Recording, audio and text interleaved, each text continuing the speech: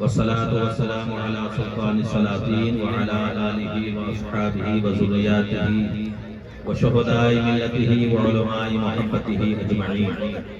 أما بعد فأعوذ بالله من الشيطان الرجيم. بسم الله الرحمن الرحيم. إن الذين آمنوا وعملوا الصالحات سيجعل لهم الرحمن ودا. صدق الله العظيم وبلغنا رسوله النبي الأمين الكريم المبين المتين.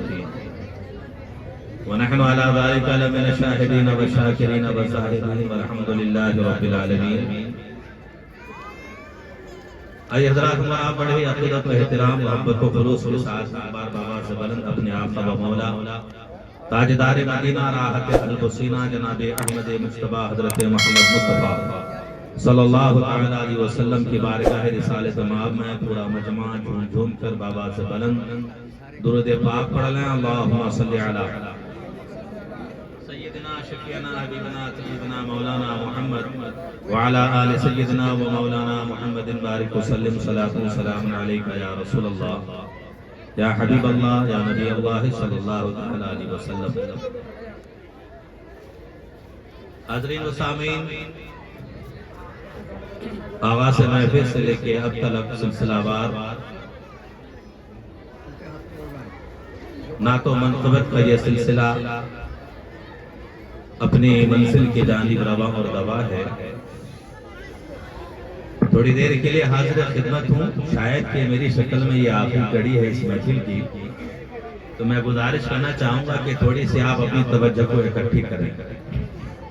جیسے ہم اور آپ بادب اور باخلوص کے ساتھ اکٹھے یہاں بیٹھے ہیں، تھوڑی توجہ کو اکٹھا کرنے کی ضرورت ہے تاکہ میں آپ کی سماعتوں کی دہلیز پر اس انداز محبت کے ساتھ پہنچ سکوں جتنا کہ میں پہنچنا چاہتا ہوں. لیکن شرط لاگو ہے کہ آپ کی توجہ چاہیے. ایک بار اور درود پاک پڑھنا. اللہم صلی علی سیدنا شفیعنا حبیبنا طبیبنا مولانا محمد وعلی آل سیدنا و مولانا محمد بارک وسلم. صلاۃ و سلام علیکہ یا رسول اللہ. سرکار حضرت پنج پیر کا فیضان وہاں سے جاری ہے اور یہاں برس رہا ہے اور یہاں سے ہم اور آپ کو مل رہا ہے، یہاں سے بٹ رہا ہے. میں ایک بار پھر اعلان کرنا چاہوں گا وہ حضرات جو گرد و نواح میں ادھر ادھر ہیں، آپ وقت کو ضائع نہ کریں. سرکار عالی وقار کا فیضان بٹ رہا ہے، آپ تشریف لائیں. صاحب سجادہ تشریف رکھتے ہیں، ان کے چہرے کا دیدار کریں اور اپنے دامن زندگی کو فیضان پنج پیر سے آباد کریں. دوستو، چند شعر آپ کی خدمتوں میں ہے. میں آپ کو ٹیسٹ کرنا چاہتا ہوں کہ آپ کہاں تک پہنچ پاتے ہیں.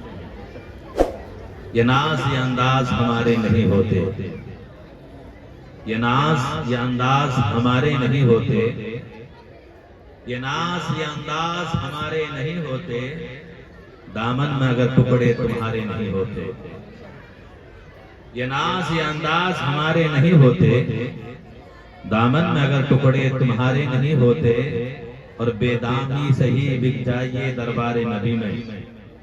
سبحان اللہ سبحان اللہ سبحان اللہ. بے دام ہی صحیح بک جائیے دربار نبی میں، اس شان کے سودے میں خسارے نہیں ہوتے. بے شک سبحان اللہ.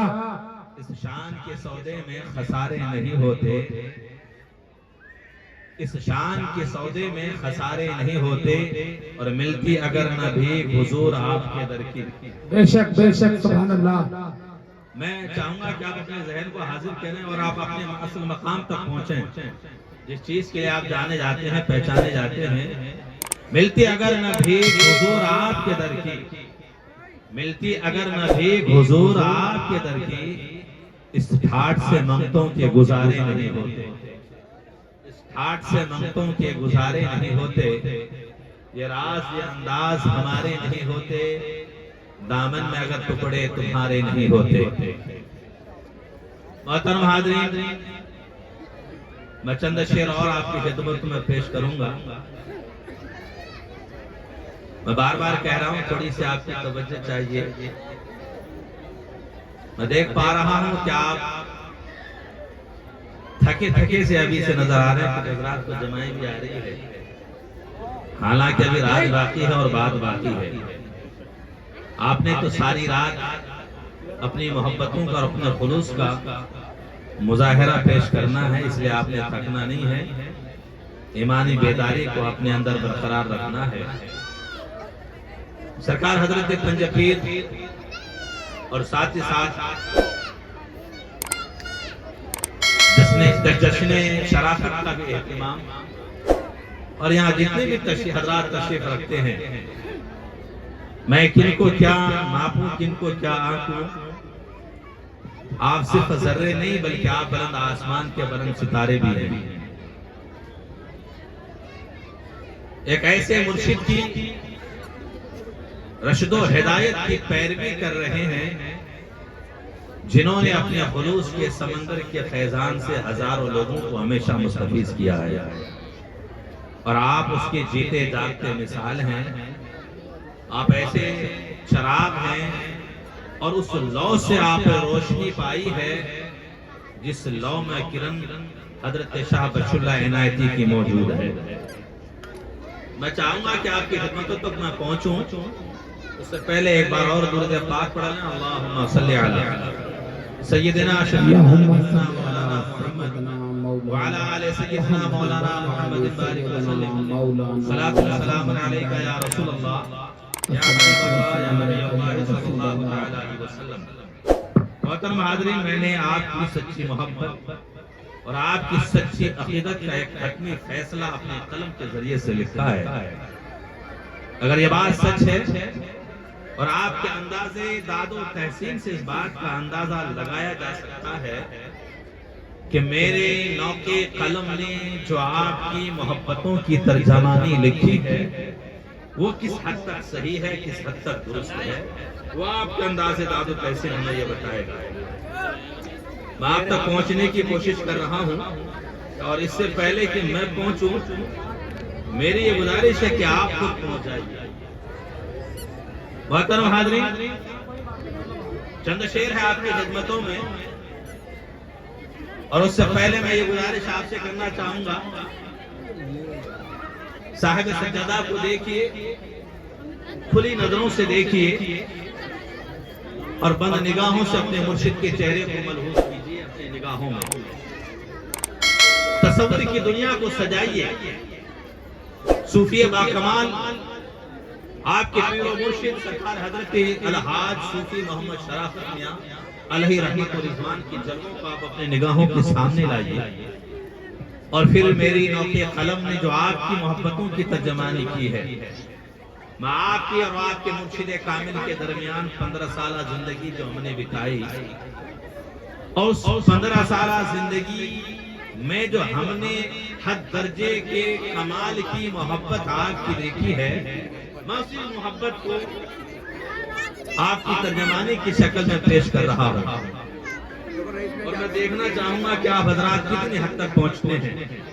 میں نے یہ کہنے کی کوشش کی ہے کہ تن سلامت من میں ملامت، تن سلامت من میں ملامت، وجود تیرا سارا کرامت۔ تن سلامت من میں ملامت، وجود تیرا سب کرامت۔ تن سلامت من میں ملامت، وجود تیرا سب کرامت۔ نظر عنایت جلوہ ہدایت، دل کی نگر میں بس شرافت۔ یہ حتمی فیصلہ شاید کہ آپ کا ہے کہ جس دل کی نگر میں اگر کوئی ہے تو میرا مرشد ہے۔ میں نے اسی کو قلم بند کیا ہے کہ تن سلامت من میں ملامت، وجود تیرا سارا کرامت۔ تن سلامت من میں ملامت، وجود تیرا سارا کرامت۔ نظر عنایت جلوہ ہدایت، دل کی نگر میں بس، دل کی نگر میں بس شرافت۔ اور صاحب سجادہ کو آپ دیکھیں، جو میں نے دیکھا، جو میں نے سمجھا، تو میں نے یہی پایا اور میں نے یہی جانا کہ بات حقیقت ہے کہ اگر نظریں کھول کے دیکھو تو صاحب سجادہ جناب راحت میاں ہیں، لیکن بند نظر سے دیکھنے کی کوشش کریں تو سرکار شرافت کا جلوہ نظر آتا ہے۔ وہی ادا ہے، وہی زلفیں ہیں، وہی رنگت ہے، وہی حسن ہے، وہی کردار ہے، وہی انداز ہے۔ بے شک میں نے اسی بات کو قلم بند کرنے کی کوشش کیا ہے. تھوڑی سی توجہ چاہوں گا کہ حسن و ادا نہ ہو بہو، تن سلامت من میں ملامت، وجود تیرا سب کرامت، مظہر عنایت جلوہ ہدایت، دل کی نگر میں بس شرافت. حسن و ادا نہ ہو بہو، حیران ہوں دیکھ کر کمال قدرت. حسن و ادا نہ ہو بہو، حیران ہوں دیکھ کر کمال قدرت. کھلی نظر تو جلوہ راحت، بند نگاہوں میں بس شرافت. کھلی نظر تو جلوہ راحت، بند نگاہ میں بس شرافت. اور میں نے نقطہ جو لکھا ہے، نام میرا ہے لیکن اس میں شامل آپ تمامی حضرات ہیں. تھوڑا سا پہنچنے کی کوشش کریں کہ بلال راقم تیری خطا، بلال راقم تیری خطا، ہجوم محشر ہو جو آیا. بلال راقم تیری خطا، ہجوم محشر جو ہو آیا. صدائے حق ہو برملا، میں تجھ کو بخشا صدقے شرافت. ہجوم محشر بلال راقم تیری خطا، ہجوم محشر جو ہو آیا. صدائے حق ہو برملا، بخشا میں تجھ کو صدقے، بخشا میں تجھ کو صدقے شرافت. میں سمجھ پا رہا ہوں کہ شاید آپ نہیں سمجھ پا رہے، یا آپ زیادہ سمجھ رہے ہیں اور میں سمجھ نہیں پا رہا. اسی کے کھیل میں، اسی کے بیچ میں کچھ نہ کچھ بات ہو رہی ہے. یاد رکھیں، مجھے پتا ہے کہ تھوڑی دیر کے بعد آپ کے اوپر ایک بڑی دیوانی آنے والی ہے، لیکن یاد رکھنا جو میں پڑھ رہا ہوں میں اپنے گھر سے پڑھ رہا ہوں، میں اپنی دکان سے پڑھ رہا ہوں، میں اپنی کارخانے محبت سے پڑھ رہا ہوں. آپ نے اشعار پہ غور نہیں کیا، ورنہ بہت مزہ آتا، لیکن میں تھوڑا سا اور آپ کو دے رہا ہوں. میں نے چند اشعار اور لکھے ہیں، وہ کلام بھی آپ کی خدمت میں حاضر ہے، لیکن میرے اس کلام کا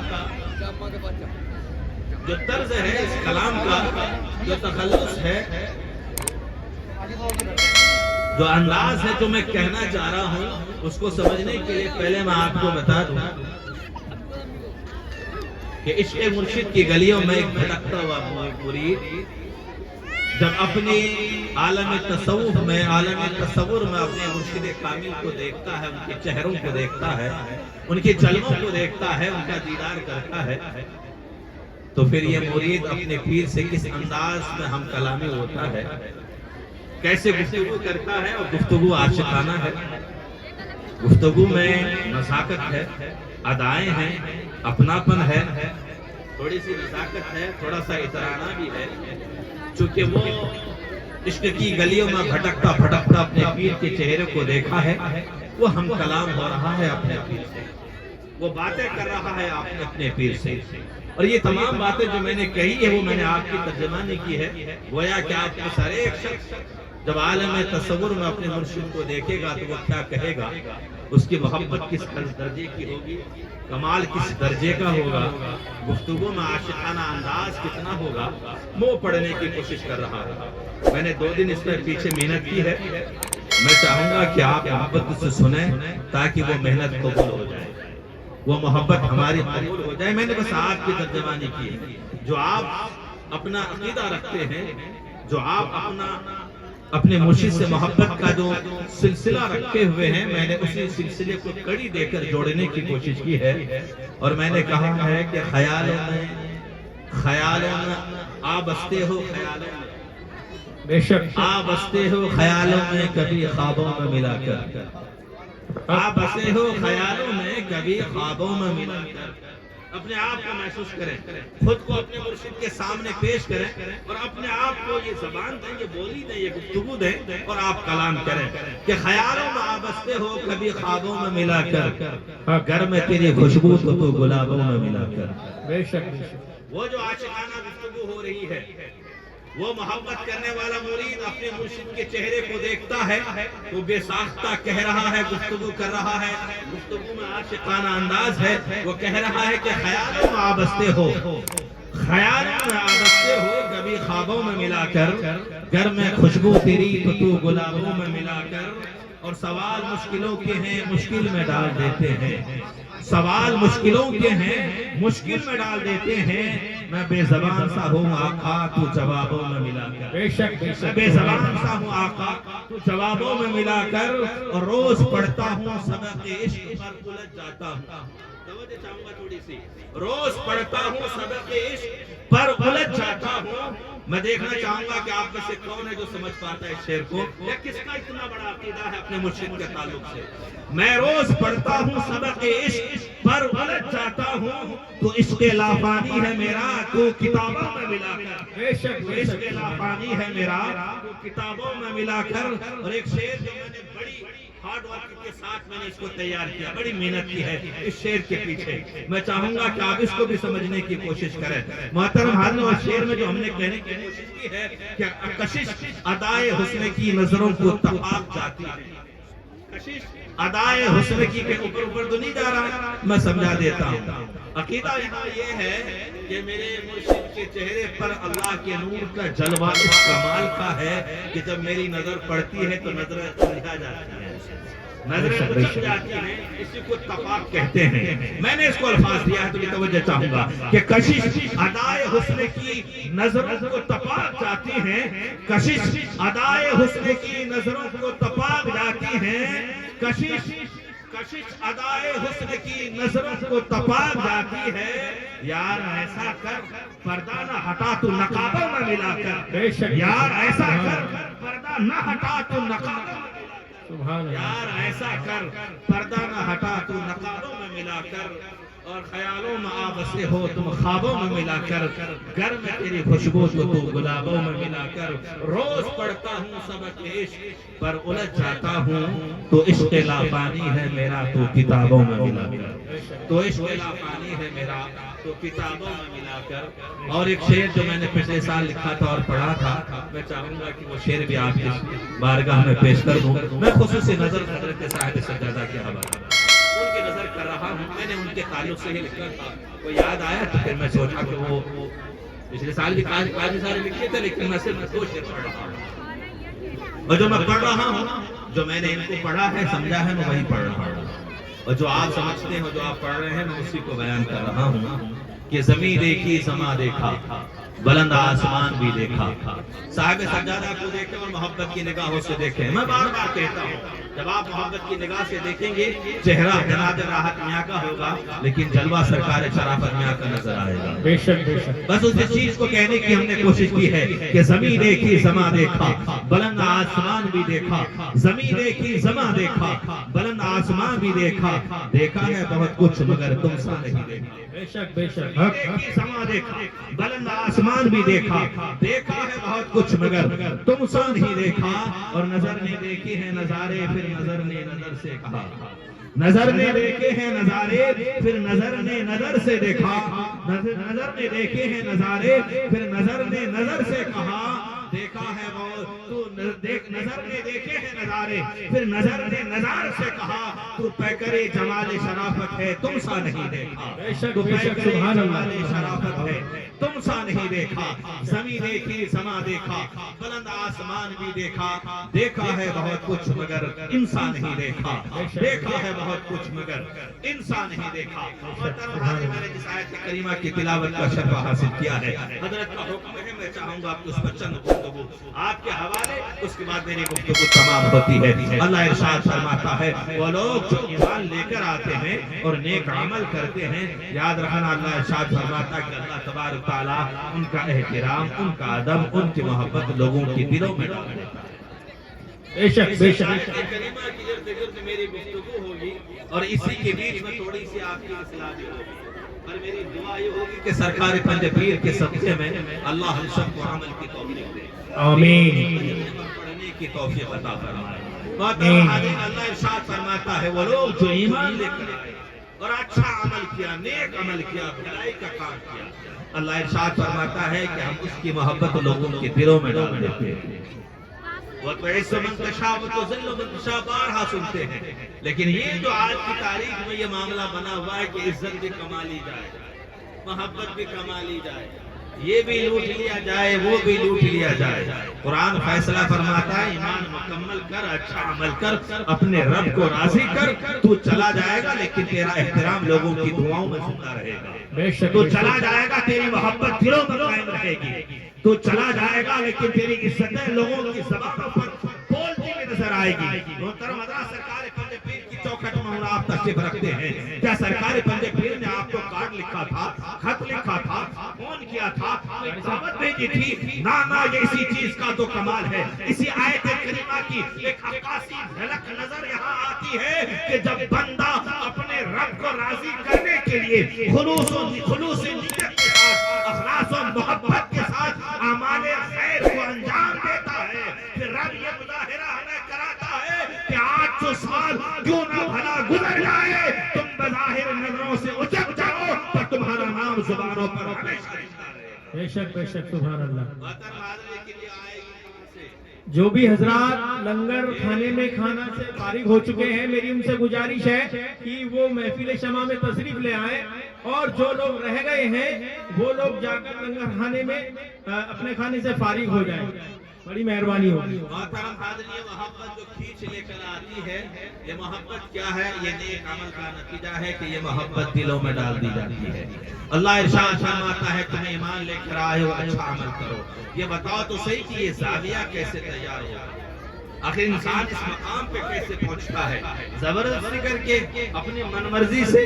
یاد رکھنا، باب تصور میں کبھی باب تصوف میں کبھی خود کی مرضی کی کوئی گنتی نہیں ہوتی ہے۔ یا بات محبت کی نہیں ہوتی، یا بات عشق کی ہوتی ہے۔ محبت اور عشق میں بڑا فرق ہوتا ہے، یہ بھی آپ کو سمجھنا چاہیے۔ محبت جب انسان کرتا ہے وہ اس کی بھی پرواہ کرتا ہے جس سے محبت کرتا ہے، وہ اس کی اپنی بھی پرواہ کرتا ہے جو محبت کرتا ہے۔ محبت کرنے والا اپنی پرواہ کرتا ہے، جس سے محبت کر رہا ہوتا ہے اس کی پرواہ کرتا ہے۔ لیکن محبت سے یہاں کام نہیں چلا کرتا، یہاں باب عشق کو لکھنا پڑتا ہے، عشق کی گلیوں سے گزرنا پڑتا ہے، عشق کے راہوں کا مسافر بننا پڑتا ہے۔ جب بندہ اس میدان عشق میں اتر آتا ہے تو پھر اس کی زندگی کا یہ کمال ہوتا ہے کہ ہم نے جو تم سے اب عشق کی ہے، مقام یہاں پہنچا ہے کہ اب خود کی پرواہ نہیں، اب تو جانے جانا کی پرواہ ہے۔ سبحان اللہ، صرف سبحان جانے اللہ۔ جانا کی پرواہ ہے، یہ باب یہاں ہمیں سکھایا جاتا ہے، اپنے خود کی نہیں۔ تو یاد رکھنا، زندگی کے یہ زاویہ کیسے تیار ہوگا؟ تو اول زمانے سے لے کے اب تلک، حضور تاجدار مدینہ صلی اللہ علیہ وسلم سے لے کے اب تلک جتنے بھی صحابہ، انبیاء کرام، صحابہ کرام، تابعین، تبع تابعین، ائمہ کرام، مجتہدین، یہ تمام جو بزرگوں کی ایک بڑی لسٹ نگاہوں کے سامنے ہے۔ دہلی 22 خواجاؤں کی چوکھٹ ہے، جہاں نظام الدین ان کا تصوف جاننے کی کوشش کریں۔ سرکار غریب نواز، ان کا تصوف کیا ہے؟ حضرت خواجہ قطب الدین، ان کا تصوف کا کمال کیا ہے؟ حضرت خواجہ عثمان حرمنی، ان کے تصوف کا کمال کیا ہے؟ حضرت عبد القادر جیلانی، ان کے تصوف کا کمال کیا ہے؟ حضرت جنید بغدادی، حضرت ابو بکر شبلی، حضرت بندہ نواز کیسو دراز، حضرت شاہ بشر اللہ عنایتی، حضرت سید عالم ابو العلا جہانگیر، حضرت مولانا نبی رضا شاہ، حضرت مولانا عبد الحی، سرکار حضور اعلیٰ حضرت حضور مفتی اعظم ہند۔ ذرا پوچھو ان سے، ان کی چوکھٹوں میں حاضری دو، بتا تو صحیح تصوف کا نچوڑ کیا ہے، ماحصل کیا ہے، کسے کہتے ہیں؟ تو یہی کہیں گے یہاں طریقت کی جھلک پائی جاتی ہے، الفت و محبت کا دریا بہایا جاتا ہے، معرفت کی پہچان یہی ہوتی ہے۔ نچوڑ کیا ہے؟ جب ساری زندگانیاں نے تصوف کو آپ نچوڑیں گے، تلاش کریں گے تو ماحصل ایک ہی نکل کر آئے گا۔ جس شخص نے ان 5 چیزوں پر عمل کر لیا اسے غوث اعظم کا تصوف مل جائے گا، غریب نواز کا تصوف مل جائے گا، نظام الدین کا تصوف مل جائے گا۔ بتاتے علماء وہ کیا ہے، میں آپ کو سبق کے طور پر بتا کے جا رہا ہوں۔ 5 چیزیں اپنی زندگی میں گاڑ مانو، اگر یہ نہیں تو پھر آپ کچھ بھی نہیں۔ لیکن ہوتا کیوں ہے؟ خلوص کیوں نہیں پیدا ہوتا؟ دل کی دنیا کیوں نہیں بدلتی؟ لباس تو ہمارا بدل گیا ہے، انداز ہمارا بدل گیا، ہم نے چال چلن کو بدل لیا ہے، ہم نے دستار و جبہ بدل لیا ہے، لیکن دل کی دنیا کیوں نہیں بدلی؟ وجہ یہ ہے کہ یہ چیزیں تم نے خریدنی چاہیے۔ اسلام نے فیصلہ کیا، اخلاص بالنیت، نیت کو اچھی کر لو، اللہ تصوف کی دنیا آباد کرنا۔ بے شک سبحان اللہ۔ بہت اخلاص بالنیت، اپنی نیتوں میں خلوص پیدا کریں، کوئی کھوٹ نہیں، کوئی داغ نہیں، کوئی اپنا پرایا نہیں، کوئی رشتہ دار دوست اپنا صرف اپنا نہیں، کوئی اپنوں اور پرائیوں میں پہچان نہیں، معاملہ ایک جیسا، نیت میں اتنی خلوص کہ اگر خشک و تر کا بھی سامنا ہو تو بات وہاں سے ہٹ کے آپ کے انداز بیان ہو۔ محترم حاضرین، اسلام ہمیں سالیہ دیتا ہے، اخلاص بالنیت، اپنی نیتوں میں خلوص پیدا کریں۔ اگر یہ نیت درست نہیں، دیکھیے عمل کا دار و مدار بھی نیت پر ہے. جس تصور کے بعد کو ان 5 چیزوں میں باندھا گیا ہے، اسی کو اسلام کا احسان بھی کہتے ہیں، اسی کو ایمان کا احسان بھی کہتے ہیں. وہ کیا ہے کہ اخلاص بالنیت. پہلی چیز المختصر اخلاص بالنیت. ہمارے آجو باجو میں ان کی نکیر کھڑے ہیں ہمیں سنبھالنے کے لیے، تو بہت جلدی اپنی گفتگو کو تمہارے نہیں ارے کھڑونا ہے.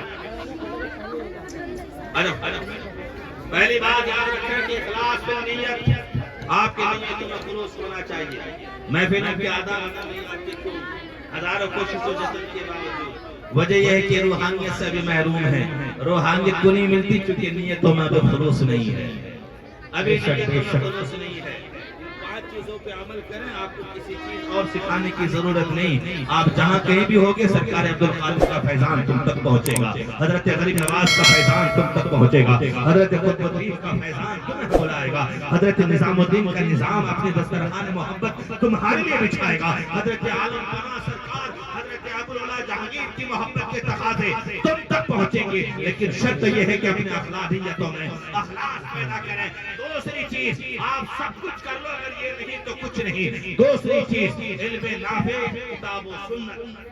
علم نافع کتاب و سنت یعنی کہ ایسا علم رکھو اور عوام الناس کو ایسا علم دو اور اس علم کی ایسی دعوت دو جو دعوت اللہ کے قرآن اور حدیث رسول سے اللہ کے قرآن سے بھی ہو اور حدیث رسول کی دعوت دینے کی صلاحیت بھی ہو. ایسا علم اگر یہ نہیں آپ کرتے، اگر آپ اپنے مریدین و متقدین کو، اپنے چاہنے والوں کو، اپنے ہمسایوں کو، اپنے ہمدموں کو، اپنے دوستوں کو اگر علم نافع نہیں دے سکتے، حدیث و قرآن سے تم بتا نہیں سکتے، حق و باطل کی پہچان نہیں کراتے، اگر تم نے صرف اپنی ہی بات کرنی ہے، میں ایسا ہوں، میں ویسا ہوں، میں اس مقام پہ ہوں، اس مقام پہ ہوں. قسم خدا کے علماء لکھتے ہیں کہ جس نے بھی دعوت تصوف کیا ہے اور قرآن و سنت یعنی کہ قرآن و حدیث کی تعلیم کو عام نہ کرتا ہو، وہ کچھ نہیں ہو سکتا سوائے زندیق کے. وہ زندیق تو ہو سکتا ہے لیکن صاحب تصوف کبھی نہیں ہو سکتا. کبھی موقع ملا تو میں زندیق کی تعریف کر کے بتاؤں گا کہ زندیق کہتے کس کو.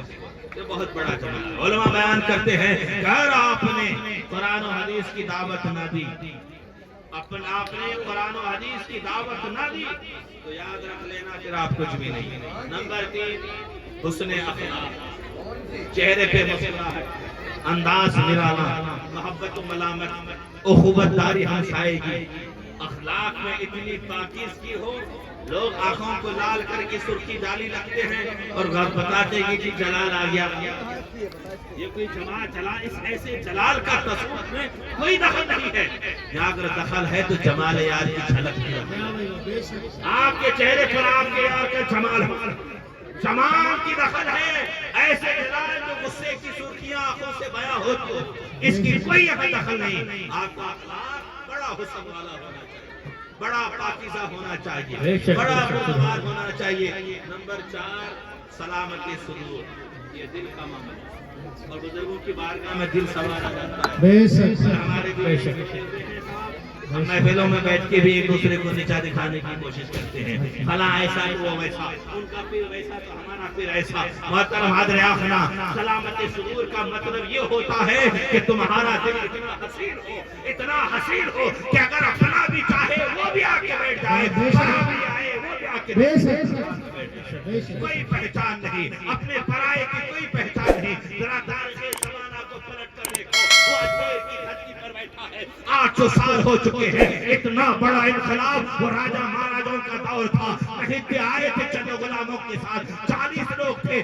کمزوری اور بے سر و سامان کا اتنا معاملہ تھا کہ کھانے کو بھی نہیں تھا، دانا کھانے کو نہیں تھا، پینے کے لیے پانی نہیں. لیکن چاہتے چاہتے زمانے میں اتنا بڑا انقلاب برپا کر چکے کہ قسم خدا کی جب تک زمانہ رہے گا ہندوستان کی دھرتی پر اللہ اکبر کی صدائیں بلند ہوتی رہے گی. اس کے صدقے میں غریب نواز کا نام چلتا رہے گا. سبحان اللہ، سبحان اللہ، سبحان اللہ. بڑا انقلاب کیسے؟ یہ ہے سلامتی صدور. دل میں اتنی گنجائش تھی، اپنا آیا تو محبت کا دریچہ بچھا ہے، پر آیا ہے تو محبت کا دریچہ بچھا ہے. کوئی ایسا نہیں کہ یہ ہمارا والا وہ تمہارا والا، ہم یہاں آئے ہم وہاں نہیں جائیں، وہ وہاں رہے وہ یہاں نہیں آئے، ہم بانٹنے کی کوشش کرتے ہیں۔ اسلام کہتا ہے، میرے مصطفیٰ کہتے ہیں، دیکھو بزرگوں کی تاریخ کو اٹھا کر، حضرت امام اعظم اتنا بڑا تصوف کا بادشاہ، 300 سے زیادہ بزرگوں کی بارگاہ میں چوکھٹ پر حاضری دی، ان کے مرشد نے، ان کے شیخ نے انہیں نہیں روکا، تم نے وہاں کیوں حاضری دی؟ حضرت ابراہیم بن ادہم ہزاروں بزرگوں کی بارگاہ میں بیٹھے ہیں۔ اسی کو کہتے ہیں سلامت صدور، یعنی کہ حق کو سمجھنے کے لیے، خیر کو جاننے کے لیے، دین کو پہچاننے کے لیے اگر کوئی یہ تعریف کرتا ہے تو میرا ہے، یہی بیٹھا رہے گا، وہ اس کا ہے، وہ وہاں جائے گا۔ قسم خدا کی میں نے باب تصوف میں پڑھا ہے کہ یہاں دلوں کی صفائی ہوتی ہے، دل کا علاج ہوتا ہے۔ کیا مطلب؟ بتلانے کا مقصد یہاں یہ ہوتا ہے کہ جب بندہ تصوف کا جام پیتا ہے تو دل ہمیشہ اس میں پھر صاف ہوتے ہیں، کوئی پرایا نہیں ہوتا، کوئی الگ نہیں ہوتا۔